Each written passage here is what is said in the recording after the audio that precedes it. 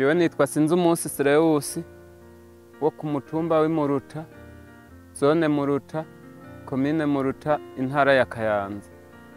Ku vyerekeye ibintu bijanye n'ibirere, ndavye ubu unya no mu mwaka uheze biratandukanye.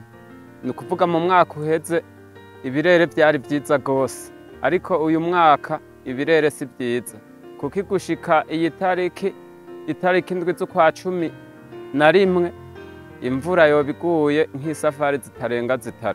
Ariko mu mwaka uheze nk'ubu mu kwa-11 hari mu rushana, mbere ibigori vyo muhira, ibirayi vyari vyeze, ibigori vyo muhira vyari bifushe neza, vyatanguye gusagika. None ubu unya benshi rero kubera ibirere baracateragira, abandi barateye biruma.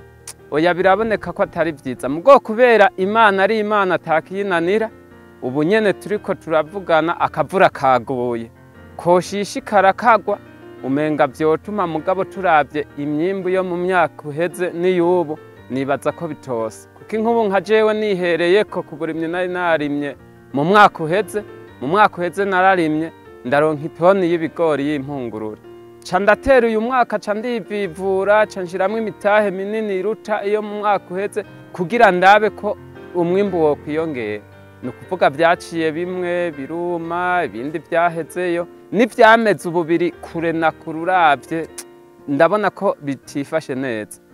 Twe nk'ubu catumye ino mwaka karere duherereyemwo dutera mu kwezi k'umunani itariki 15 haraguye imvura, haca hagwa imvura nyinshi, isi neza irabomba neza iratika. Ni ukuvuga rero umunyagihugu kubera ibiharuro vyiwe ari isuka, twaciye twibaza ati imvura iratasuye. Ico gihe rero duca dutangura gutera imirima twibaza ngo imvura iratasuye, nuko 9 imvura yahora itasurirako guca kuragera, zuba ricarirako uko 9 kose, uko 10. Eka hariho n'abantu bari barateye ibintu nyene bahora basanganiza imvura ya kare, bica bituma rero bitagenda neza. Nkini wacu no kuvuga nk'ubu haba hari ubushaza bwinshi muhira, itomati, eka n'umwana n'abana baja nko kw'ishuri bavuye gutura agatebo k'itomati mw'isoko kubera iki imvura yaguye kare.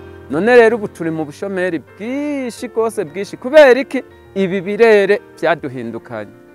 Ino ibintu twarima cane bigafata ni ibigori, ibirayi, ibiharage, ni ibintu tuvuga vyari bidutunze, n'imboga z'amasho gutyo onya gutyo. Ibindi nyene turari mu tundi ibintu nk'itomati, eka n'izindi mboga zirengarenga, eka ni ibitoki ino si vyiza cane, aho izuba ryakiyeho kubera nk'igiterwa c'ibitoki ari ikintu cashaka amazi, vyatumye ibitoki bica vyuma. Ubu ku mitumba uravye wihweje haraboneka kweri ko hanuka kubera nk'ibitoki vyagiye vyuma.